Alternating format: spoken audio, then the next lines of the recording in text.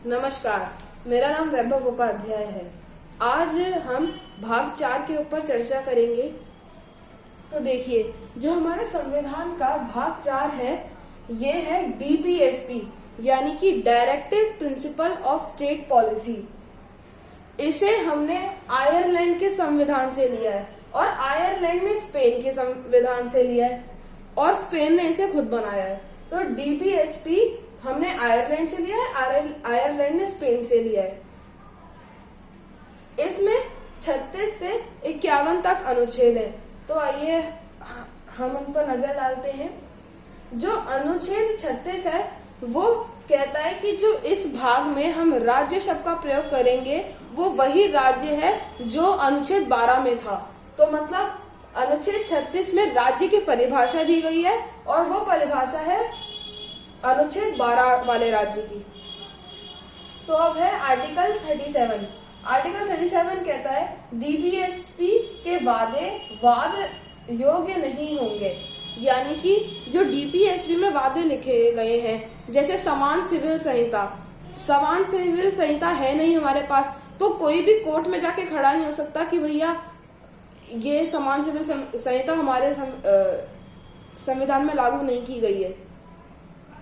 तो क्योंकि ऐसे इसलिए कहा गया क्योंकि जब हमारा देश आजाद हुआ था तब पैसा रुपया कुछ था नहीं, तो हम फ्री में सब कुछ नहीं कर सकते थे।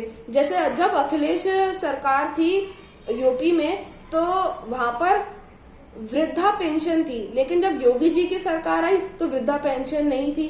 तो ये DPSP के अंदर आता है। इसमें पूरा कंट्रोल राज्य का होता है। ये व्यक्ति के ऊपर लागू नहीं होते, ये राज्य के ऊपर लागू होते हैं। राज्य इन्हें रख भी सकता है, नहीं भी रख सकता है।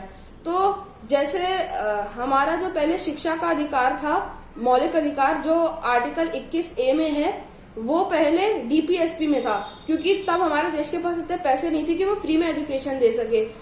जब अटल बिहारी वाजपेयी जी प्रधानमंत्री बने तो उन्होंने इसे शिफ्ट कर दिया हमारे भाग 3 में मौलिक अधिकारों में कि शिक्षा का अधिकार सबको है। अब है अनुच्छेद 38। ये कहता है राज्य ऐसी नीतियां बनाए जिससे लोक कल्याण हो। राज्य को ऐसी नीतियां बनानी चाहिए जिससे लोक कल्याण हो। फिर है अनुच्छेद 39।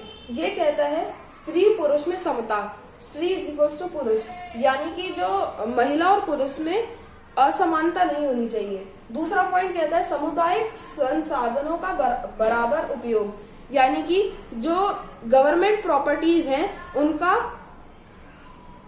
सभी लोग बराबरी से उपयोग करें। ये नहीं कि कोई अपना एकाधिकार करके बैठ जाए। फिर है सरकार को ऐसी नीतियां बनानी चाहिए जिससे गरीबी हटे। चौथा, समान काम के लिए समान वेतन होना चाहिए। ये बेसिकली स्त्री और पुरुष में कि अगर महिला कर्मचारी है वो भी सेम काम कर रही है और पुरुष कर्मचारी है वो भी सेम काम कर रहा है, तो उसके लिए वेतन अलग अलग नहीं होगा, उन दोनों का वेतन एक ही होगा, क्योंकि काम तो एक ही कर रहे हैं दोनों। फिर है क्षमता के अनुसार काम, यानी कि जिस हिसाब से मनुष्य की क्षमता है उसी हिसाब से उसको काम दे। ये नहीं कि किसी को अगर अस्थमा की बीमारी है और हम उसे खनन कार्य में भेज दें। खनन कार्य मतलब माइनिंग।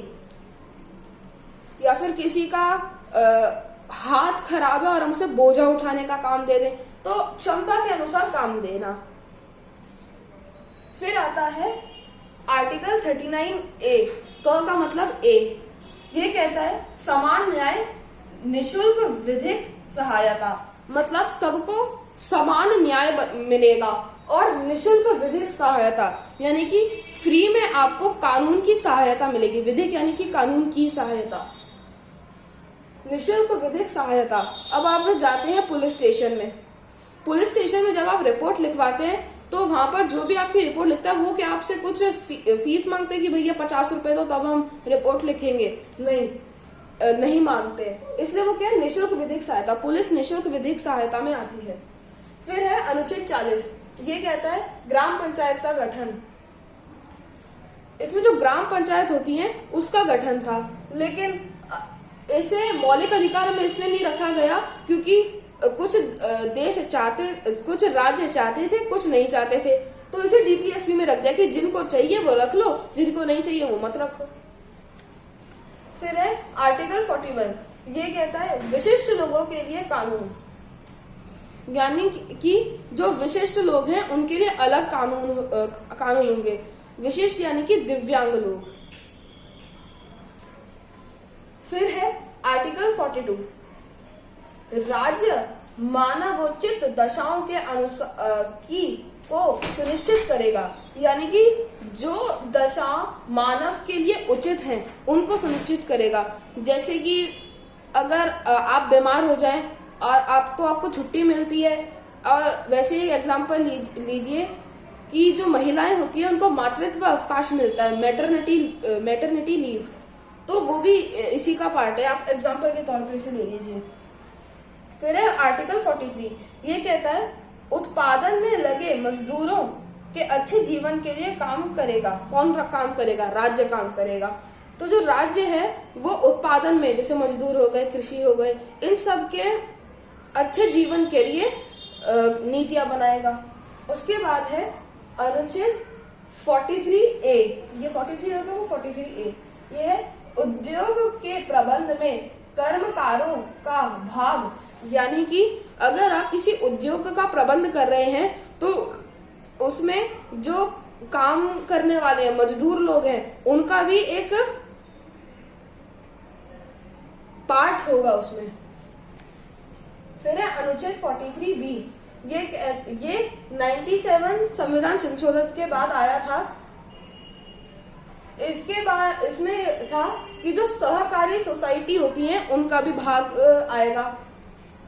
फिर है आर्टिकल 44, ये कहता है समान सिविल संहिता। मैंने आपको पहले ही बताया था कि समान सिविल संहिता लागू करनी है, लेकिन वो उसमें सबसे बड़ा एक जो ऑब्स्टेकल आता है वो होता है धर्म का। समान सिविल संहिता का मतलब होता है सबके लिए एक ही संहिता, यानी कि किसी का तलाक होगा तो एक ही ढंग से होगा, चाहे वो किसी का भी धर्म हो। किसी की शादी होगी तो कानूनी तौर पे उसकी इसी तरह से शादी होगी, चाहे वो किसी भी धर्म का हो। तो ये सारा समान सिविल संहिता। फिर है आर्टिकल 45, ये कहता है 0 से 6 वर्ष तक राज्य देखरेख करेगा बच्चों की, यानी कि जो बच्चे 6 वर्ष की आयु के हैं या 6 वर्ष से कम की आयु हैं तो उनकी राज्य देखभाल करेगा। कैसे करेगा? राज्य ने गोदी में खिलाएगा? नहीं, उनका टीकाकरण, टीके का ध्यान, टीका यानी कि वैक्सीन, उनका खाना पीना प्रॉपर पहुंच रहा है, उसकी माता की हालत ठीक है, ये सब सुनिश्चित करेगा राज्य। फिर है अनुच्छेद 46, ये कहता है SC के लिए शिक्षा और अर्थ संबंधी सहायता। SC के लिए शिक्षा, यानी कि शिक्षा और अर्थ का मतलब होता है पैसे, और शिक्षा का मतलब पढ़ाई। तो शिक्षा और अर्थ संबंधी सहायता राज्य करेगा, लेकिन वो बिलो पॉवर्टी लाइन हो या फिर गरीब हो तो ही, अगर कोई अमीर हो तो उसके लिए नहीं।